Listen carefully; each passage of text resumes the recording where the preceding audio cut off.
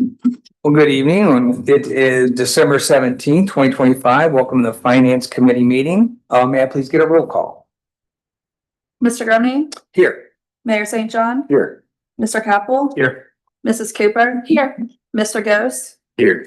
Mr. Martin, Present. Ms. Dreyer, Yes. 7 present. We have quorum. Thank you. And then that takes us to the next item, which is our minutes from our meeting back on November the 19th. Can I get a motion to approve? I'll motion. Motion by Mr. Gose, Second. second by Ms. Dreyer. Discussion? A roll call, please. Mr. Gose, Yes. Ms. Dreyer, Yes. Mr. Martin, Yes. Mrs. Cooper, Yes. Mr. Capel, Yes. Mr. Grumney, Yes. Mayor St. John, Yes. 7 yeas, motion approved. Thank you. And then that moves us to our first official new or unfinished business, which is the 2026 budget review. I believe this is our third and final, which we'll be voting on this on council tonight. So I'll turn it to our finance director and we'll see what we need to cover. Yes, thank you, Mr. Grumney. Yes, as Mr. Grumney mentioned, we do have our third reading tonight of the budget and the wage ordinance for 2026. So I thought I would take this opportunity to bore you one last time in 2025 with all of the numbers, or at least try and get you excited. Okay, so as you can see on the screen and on page 5 of your packet, we have the consolidated budget overview, and you've seen this before. This shows all of our funds, and the funds are listed on the left-hand side, beginning with 101 General Fund, all the way down to 902 Mayor's Court Fund. Starting at the top of the General Fund, if we look over to the right-hand side in the 2026 column, this is what we're talking about approving tonight. For the anticipated revenues in the General Fund, we've got just about 8.5 million. Can you all find that line? Yes. 8.5 million, and that brings our total available resources for the general fund up to 17.5 million. That's when we add in the expected balance at 12/31/25 of 8.8 million. And then we have appropriations for 2026 of just over 10 million. So just want to talk about those numbers briefly, the revenues and the appropriations for the general fund specifically. The revenues for the general fund primarily income tax. It's 75% made up of income tax collections. The rest of it is a combination of property taxes, interest from banks, building and zoning permits, etc. But the majority of that is income tax. As far as the appropriations or the expenses go, as you can see, a little over 10 million is budgeted for 2026. And a quick breakdown of that 10 million is roughly 35% is for police operations. 40% goes to administrative, legislative, planning and zoning, those types of administrative functions. Services, meaning Jake's department, gets about 11% of that cut. And the remaining 14% is in transfers out. Now, transfers out, we're going to talk a little bit more later on during the budget because most of those are for capital items. So we'll talk about those when we get down to Fund 701. Okay. Ms. Stephanie, can I ask a quick question?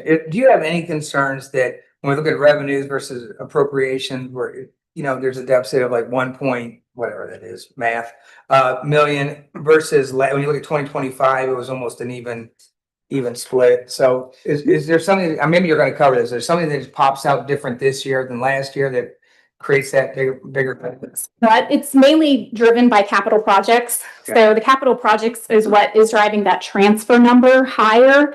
And that transfer number, the 14% of the general fund appropriations, is continuing to increase. So we're going to see that. We're going to probably see those appropriations increase at a faster rate than our revenues in the general fund. I'm sorry, for income tax. But some of these projects are also being funded by other revenue sources. So not just general fund money. So we're taking some of the payments out of here and putting it into capital projects, but other revenue sources are covering those as well. So it's not always a one-to-one relationship.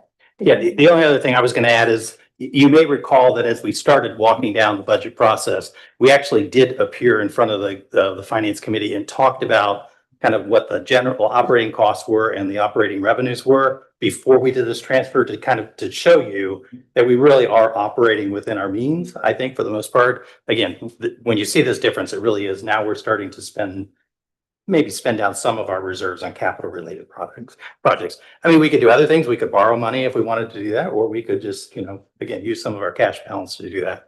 So that's really what this reflects. Yes, and it's definitely a good point, and I don't take it lightly. I will definitely consider or continue to look at that relationship between the appropriations and the the revenues and the appropriations. And I completely understand too, that our goal was not to keep piling money in the bank.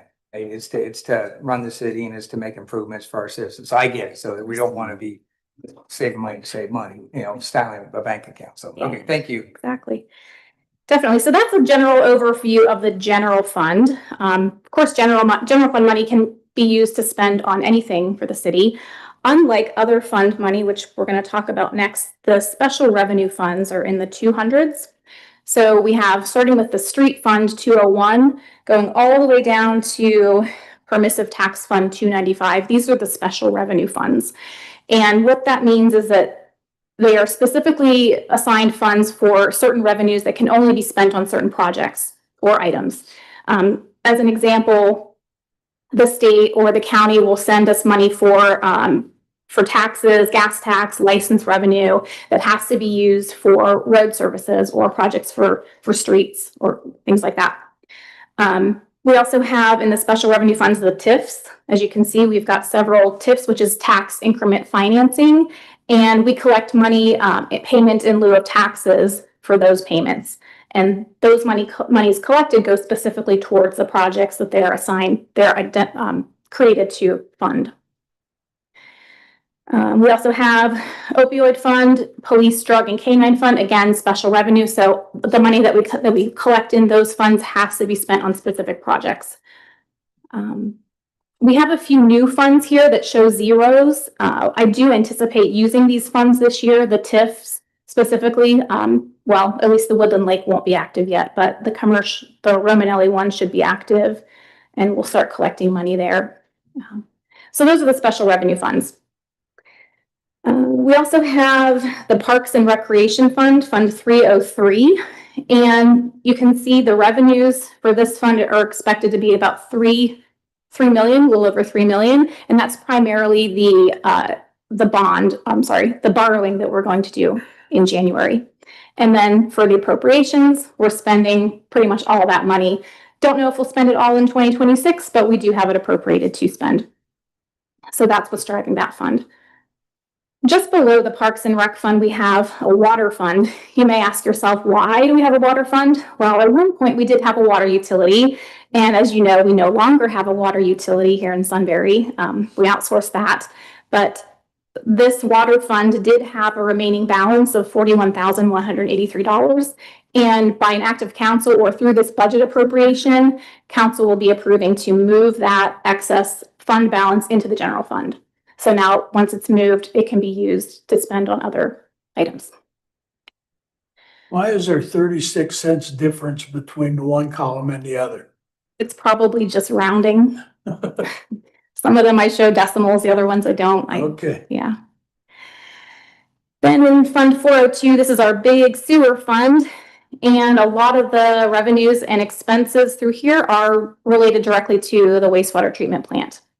So we've all exhausted that conversation. So I'm going to skip to the bond retirement fund 601. This is a fund specifically to pay for debt service. And as you can see, we don't have a lot of money needing to go in this fund anymore. We only need to spend about $14,000.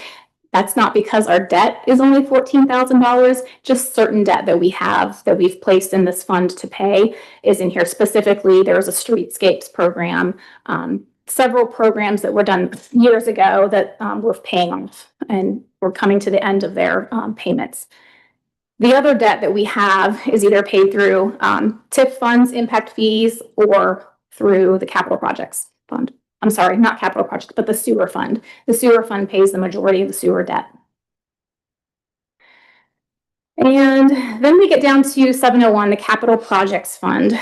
And I mentioned before from the general fund conversation that we have about $1.3 million transferring from the general fund to capital projects. And that's to fund these capital projects that we have going on. Just as a point of maybe interest to you all, the $1.3 million that we're transferring from the general fund is roughly 22% of our income tax budget.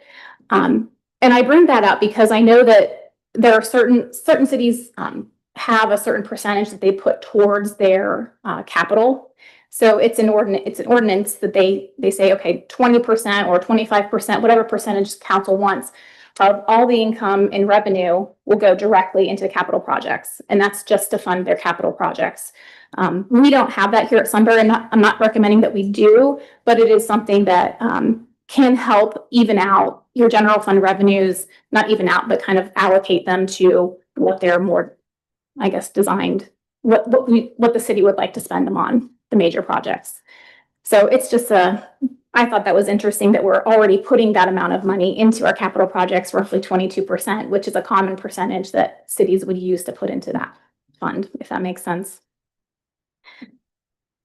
So for the 3.65, that's the revenue that we have for the capital projects. That is coming in through, of course, I said the transfer from the general fund and also some federal and state money that we're expecting to get through grants. The spending in that, the 4.9 million, that is all going to be related to capital projects. And I know we've gone through all of these before, so I won't bore you all with them, but I do have a list of all the capital projects. If you'd like to see them, happy to talk through them. And then the last two funds are agency funds, and these are basically pass-through monies. So we have the pass-through engineering fund where we collect money from the developers to pay engineering fees. So this isn't money that the city owns, it's money that the city is just holding in trust for now. And that's the same thing for the Mayor's Court Fund as well. So that's a general overview on all of those funds. And now I'd like to talk a little bit about, well, I guess that's all the budget. I didn't go into many details on the capital projects, but I can, if you would like.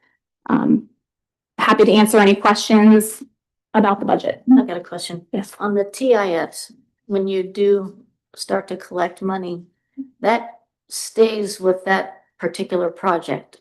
It does.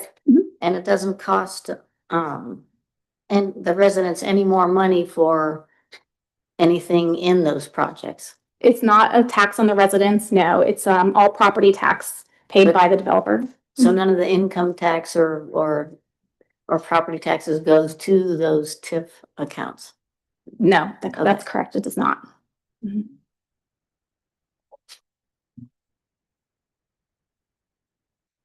Okay, so anybody need to go over any of the specific capital projects, or are we moving forward? We asked maybe Carla just to give a high level overview of the capital projects, since we're talking about $1.5 million. It's based on memory. I have a listing here of all of them if you want. Thank you. Mrs. Odebrowski, City Engineer, Planning Director. Yes, you're welcome. So for 2026, let's get oriented here on this list. The spreadsheet's a little bit different than a rather large color coordinated spreadsheet that I like to utilize in my office. So it does look slightly different than I'm used to. But in general, in 2026, we are still going to do some of the typical projects that we do. We are planning on spending $1 million in street improvements. That will include rejuvenating the street. So doing some pavement condition improvements. We'll be looking at doing a pavement conditions rating system and utilizing maybe AI technology. That's an RFQ, so a request for qualifications that will go out.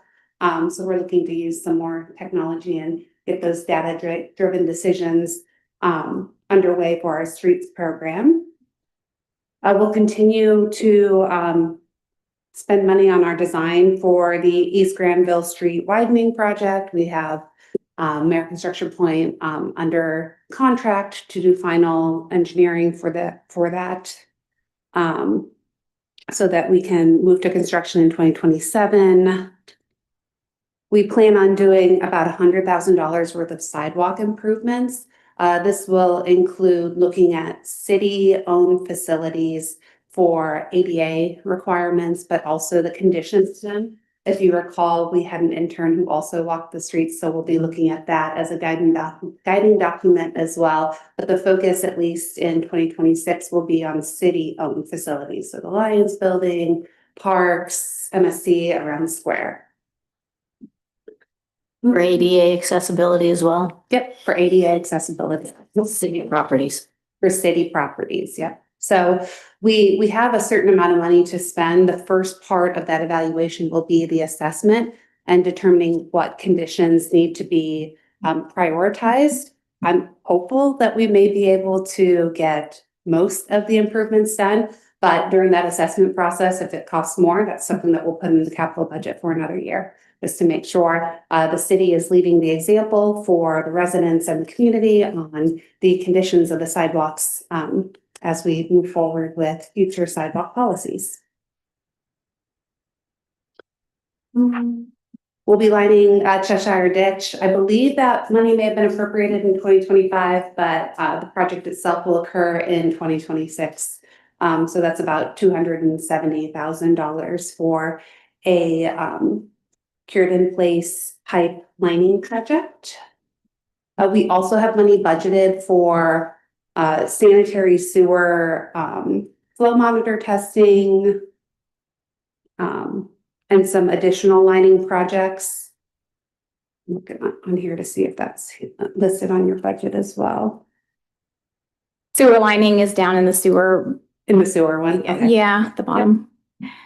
Yeah, Carla and I have these organized differently. They're just a little bit different than my memory versus where it's on here. So I just want to make sure it's listed appropriately. So about 234,000 is what's listed on here, but that's going to involve the testing, the lining, and some other evaluations that we'll need to do on our sanitary sewer system. It looks like Little Walnut Big Interceptors on here. I've given a few presentations on the different phases for that. The big portion of that project that will be done next year is phase 2A, so about 580 linear feet of 36-inch diameter sanitary 36-inch diameter sewer that will be installed 30 to 40 feet deep at the location of where Golf Course Road meets Cheshire Road, where Cheshire Road goes north, approximately where Millstone Drive will be. I'm looking on here. Did I miss any other? Oh, I think you got topics most that of you'd them. like me to go over? I mean, J.R. Smith Park will be happening as well. I was just gonna say, I think there's also some vehicle replacement in there as well. We've talked about for the service department. I don't know if there's something in there for police, but as well. So, but typically those types of things that we've typically replaced in the capital budget are also in there. Yeah, I was gonna mention what Daryl said, the replacements of the vehicles and things. So I think that's everything. Yeah. Anything else? Uh, All right, thanks for the overview. You know, and of course, you can always tune into our services meeting. I tend to share very detailed information on our capital plans. Right. for those things. Thank you so much. Thank you. Okay, Ms. Steven, does that take us directly to the wage and salary ordinance? If we could go back to the budget real quick, I just wanted to point out, starting on page 7 of your packet, and Alyssa, could you pull up the other one? Yeah, that one. If you can make that a little bigger. So this is the detail level, not the very level, very detailed, but this is the mid detail level of how we're going to pass the budget for all the appropriations. So you can see what category each of the expenses lie in. So you have police department here, personnel 3.1, contractual services 244, supplies and materials 130. So you can see how all of those different categories of expenses break down within each department.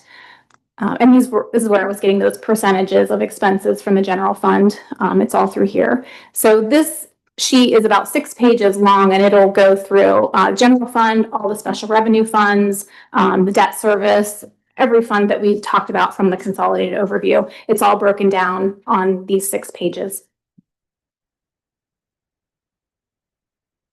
Yeah, so I think as Dana had indicated, I mean, think of this as kind of a functional breakdown in terms of, again, how the city spends its money. This is not a departmental breakdown. I mean, there's another version of the budget that breaks it down by police, service, what have you. This is, again, a little more functional.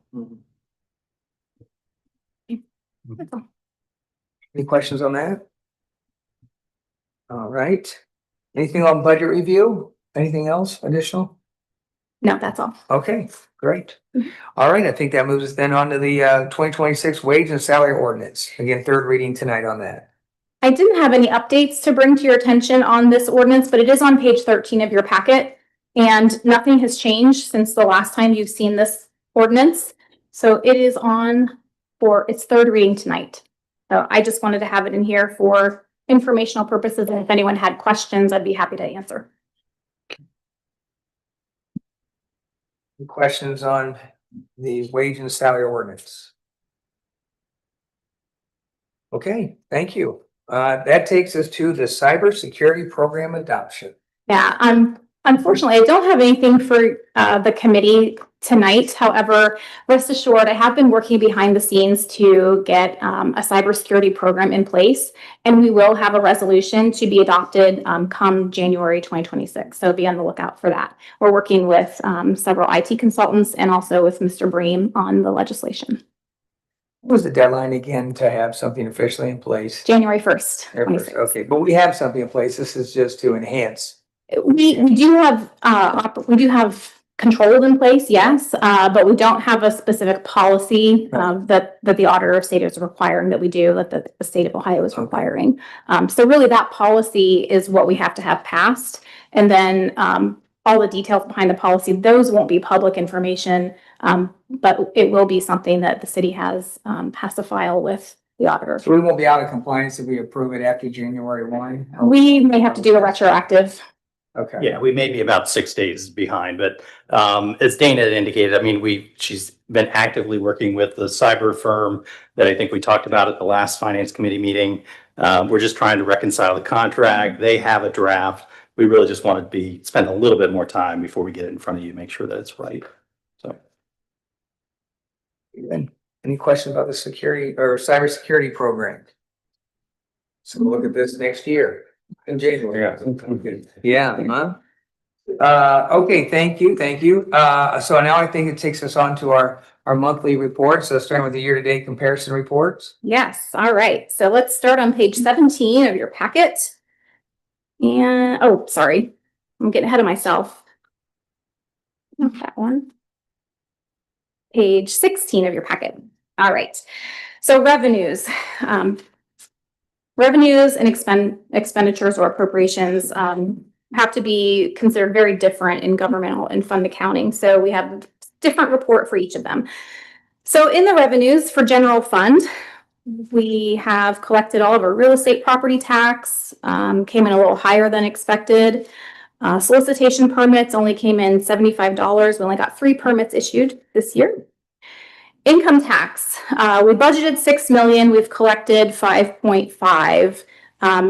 Unfortunately, I do have anticipated a shortfall for the end of the year by about $165,000. So we're not quite going to make that. I believe it was an ambitious budget, but I know that in 2026 we will meet and break that. And so, excuse me, Dana. Yeah, on that topic, let's see, that's the income tax. I was just looking at the front page of your packet. Even though it's a shortfall, it's still a major increase. it's a shortfall of our budget, what we budgeted. Yeah. So, but we're still increased based on from last year. Right. Guys, clarification. So I know this is very minor, but the solicitation permits, I'm assuming that's what's required for people to go door to door. And I know I had more than 3 different organizations come to my door over the summer. So clearly there's people walking around and they do not have the proper permits. So, and those 3 permits could have been for the same company. Right. And I know we've talked about this before, but is there something easily for residents to access to call out and say, hey, look, I'm getting, this home security company or this pest control company and they're knocking the door at 8 o'clock at night and some of them are pretty aggressive, quite honestly. They're not supposed to be past 7, Okay. but there is a section on our website that lists all the active permits. So the permits are good for 1 year. So even though we issued 3, there could still be some in place from last year that were issued. Is that easily navigable? Is that the right word? On the It should. website? I think if you just search solicitor, it should pop up. And it also has contact information for each company as well. Okay, that's good. Call the police. Good question. Look, is that updated daily? Like a new permit holder comes in that day, do you guys jump on there and on the website and update it right away, or? Yeah, so we haven't issued one recently. We actually have one that's in the works right now. So once that gets approved through all the different hoops, then it'll get updated on the website. And do we ever say no? I mean, as long as they go through the process, then they're permitted to. I haven't said no, just have to make sure it checks like all the boxes, like make sure it's like an appropriate company and what like they're selling. Usually it's just like windows, roofing, that kind of stuff. Just make sure it's. Yeah, I mean, they could be denied when they go through the background check with their police department, but I think and maybe you don't remember this or not, but we did change the process a little bit this year. So we actually do have the planning team looks at it just to make sure again that it's sort of appropriate in terms of the product or what have you, that there's not a zoning restriction against that. I don't know, I'm just making this up, right? I mean, if we didn't allow solar panels in our zoning code and somebody came in and said, I want to sell solar panels, I mean, that's the first thing they're checking just to make sure that it's permitted. Then it goes over to the police department again. They check on background in terms of who the individuals are. So there could be some of those that get denied. But. And I'm not advocating for this, but I'm just asking the question. It can a city say a no soliciting city? So like I'm just curious. I don't know. Probably. Yeah. I'll ask Dave. Yeah. Again, We have to change our ordinance. Our ordinance allows. Yeah, right. Modified ordinance allows it, so. Now, I don't mind buying like the football team coupon, thing, a card or that sort of thing. Girl Scouts. You have Girl Scout cookies, they certainly get a pass, but. Cub Scout popcorn. Yes. That works. Exactly. Continue? Yes, thank you. Okay, local government funds, or any other questions on income tax? Okay, local government funds, we've collected more than what we've budgeted. Year-to-date collections are on track to exceed by 15,000. So I did increase that appropriation or the revenue appropriation for next year. Cigarette tax, this comes from the state. I'm not really sure how they calculated or what, but we got $263. Liquor and beer tax, again, not sure how they calculate that, but we got almost double what we budgeted. So looking at historical receipts, I may increase that revenue in the future. Right, yeah. Communities looking more heavily this last year. State homestead 10% rollback. This is directly related to property taxes, and the state provides 10% rollback. So we've got, I'm not really sure what it is, but we get that from the state as well. And it's related to property taxes, but it goes into the general fund. In the DUI enforcement education, that's just very minor. That comes from the county. Any municipal court charges, those are payments to the county for work that they would do for any court-related items.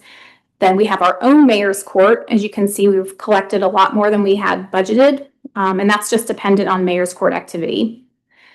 For towing revenue, we've collected more than we've budgeted. Cable revenue, our collections have been decreasing, and this is, we get quarterly payments from Charter Communications for a franchise fee to do business here in Sunbury. And I know it's based on their sales or some kind of calculation in their revenues, and they provide us with a quarterly check. And those, like I've said, have been decreasing over the years. So that 40,000 is probably not likely to be attained. I'm not sure where the future is going with the cable revenue, if it's going to continue. I'm not really sure. We shall see.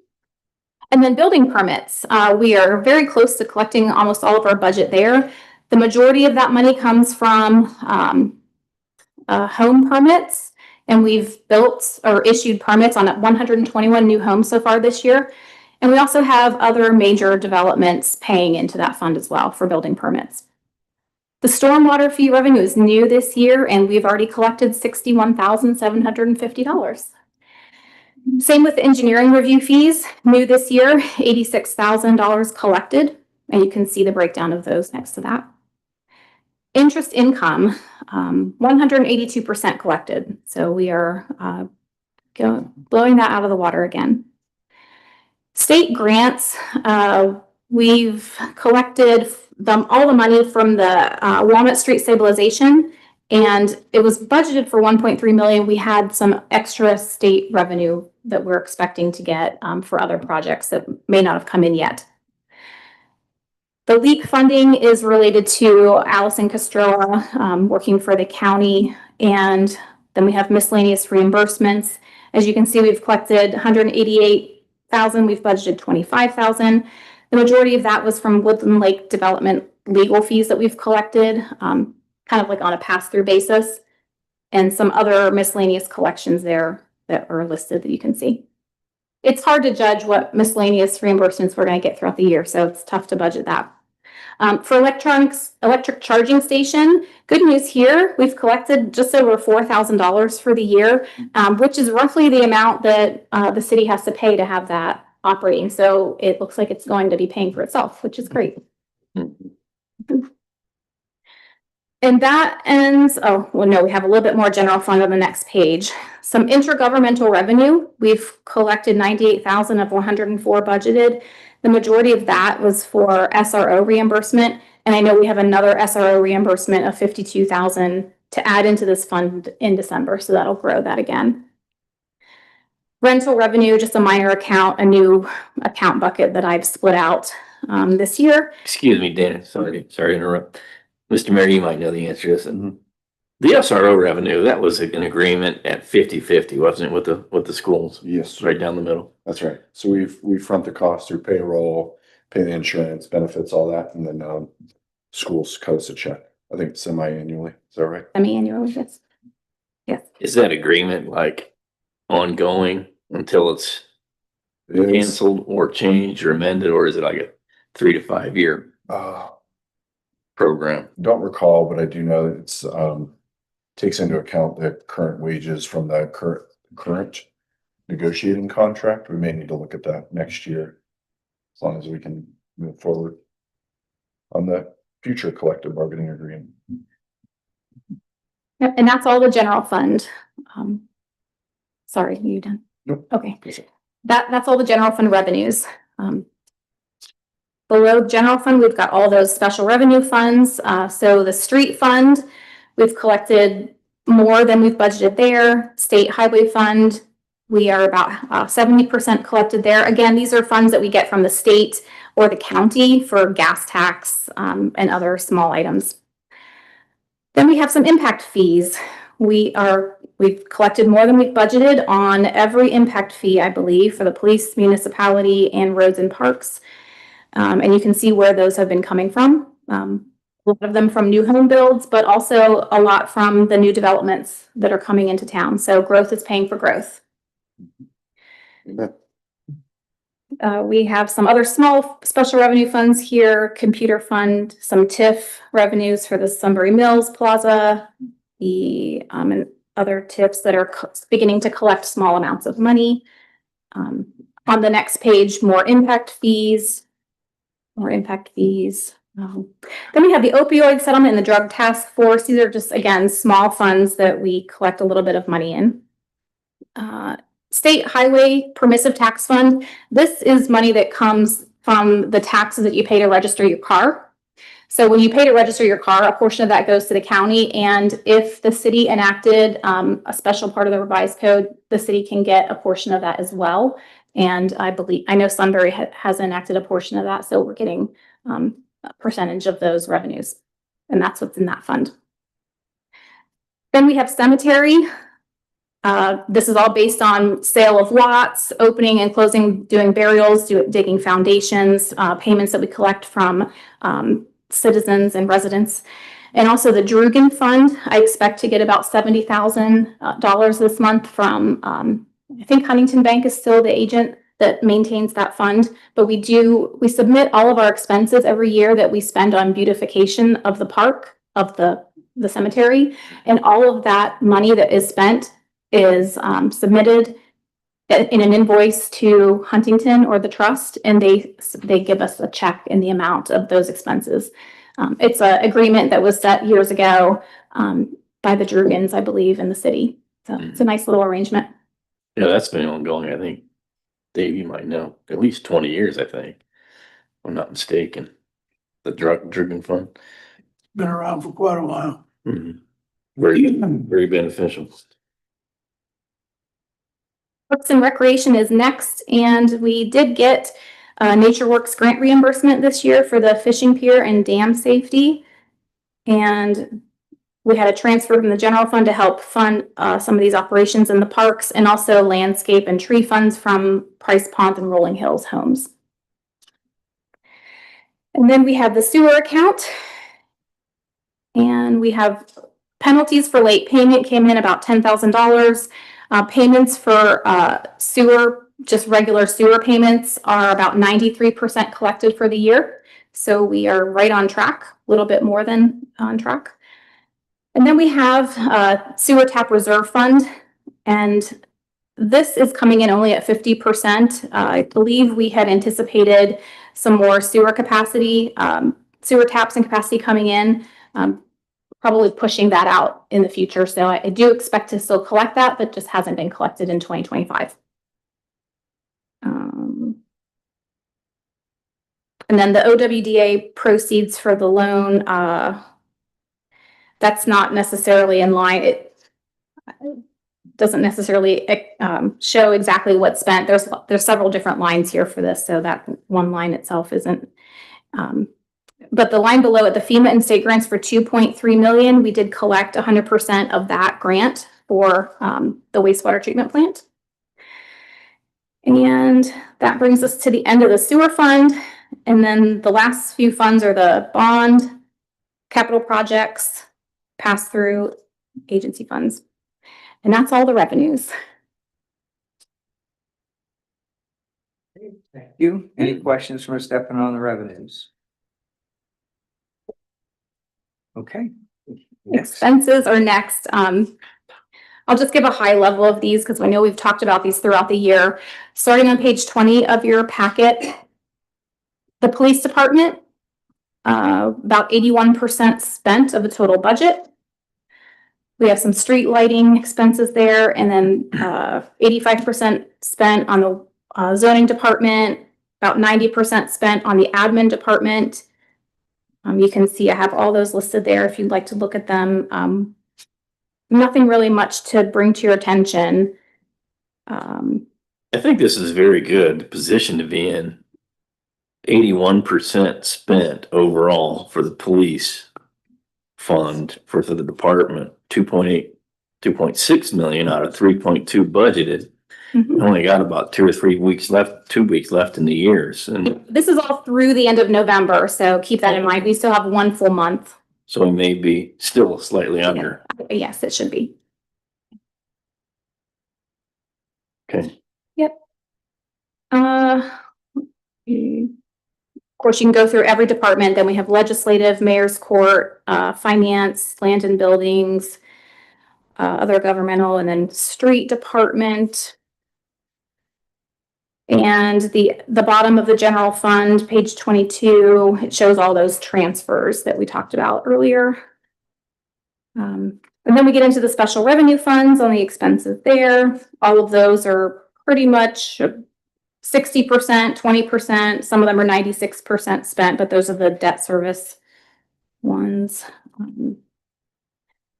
Then on the next page, again, nothing much to mention. Sewer fund has a lot of activity, but that's down in 402 on the bottom of page 23. we've been amping up our spending on the Little Walnut Creek Interceptor, the wastewater treatment plant construction costs. We've also been paying Accenture or Answer for services on that as well. So everything's moving along and we are spending the money and getting our projects done. And everything's happening within budget. Yeah. So that's a very general overview of the expenses. Happy to go through it in more detail if anyone wants to be enlightened further. If not, They want to go through the check anything. numbers for all that? For more enlightenment. You can read off the ACH routing number, codes, the X9 file. Yeah, okay, so yeah, that takes us to check register. Anything you want to cover there? Anything to point out specifically or? No, I have nothing to point out, just a small amount of outstanding checks, not much to speak of. Oh, one thing I did find interesting that I wanted to bring to your attention. If you look on page 25 of your packet, this is the year-to-date fund report. This looks slightly similar to the overview budget that we were looking at earlier. As you can see, it has all the funds numbers on the left-hand side with the general fund at the top, then all the special revenue funds, yada, yada, yada. I wanted to bring your attention to the unexpended column. It's the third column from the right. It says UNEXP. If you look at the very bottom of that column, that $23 million number, $23,346,172.77. If we were to end our fiscal year as of November 30th, or when this report is done, that would be our ending fund balances for all of our funds. Now, if you take that number and compare that to the budget overview page 5 of your packet, the expected balance at 12/31/2025 on this page is $15,193,000. So as you can see, I'm working with a very conservative budget. These are the 15 million is what I'm working with when I create the budget, when I look at what we're gonna spend. That's the number I look at. But in reality, our true bank balance, it's not really, it's a book balance, but it's more related to our bank balance, is that $23 million that's on that. So I just wanted to point that out. When I try to anticipate what our ending balance is going to be for the year on all of these funds, I can look at what we've budgeted and what we think we're going to spend. It's often very different from what we have in the bank, and that's because we are doing more conservative budgeting and we don't want to overspend or over anticipate what we're going to collect. So. Question, Dana, on the Pizzuti Solutions check there, 8,125. Is that from the JRD It is. collaboration and Yeah. survey costs? So for this year, we have been paying the bill, but one of the things I need to do before the end of the year is I need to make sure that we've divvied up the expenses and sent out a receipt to the other jurisdictions. So that's an expense out of our account, but there's a reimbursement for a percentage of that will come back to us.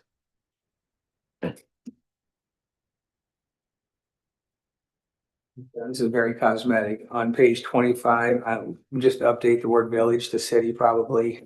I don't know how to do that. Oh, well, I just did on my paper, so you're covered. Coded in the content. This pay stub also says village. Really? Yes, yeah. So you don't go through each one and mark it out and. I could probably figure it out or have Civica Okay, figure well, it out, but yeah, not looking at great work, though. So I still keep my email at Sunray Village. So it's the little guy. So you say AOL disk to get online. 15 minutes. Yeah. All right. So, okay, that takes us to, I think, just an income tax collection. Oh. If there's anything to note on that. nothing to note. No, just interesting information. Okay. I think that takes us to adjournment actually, but Ms. Stone, thank you very much for the information. Do we have any visitors that wish to speak with the finance committee?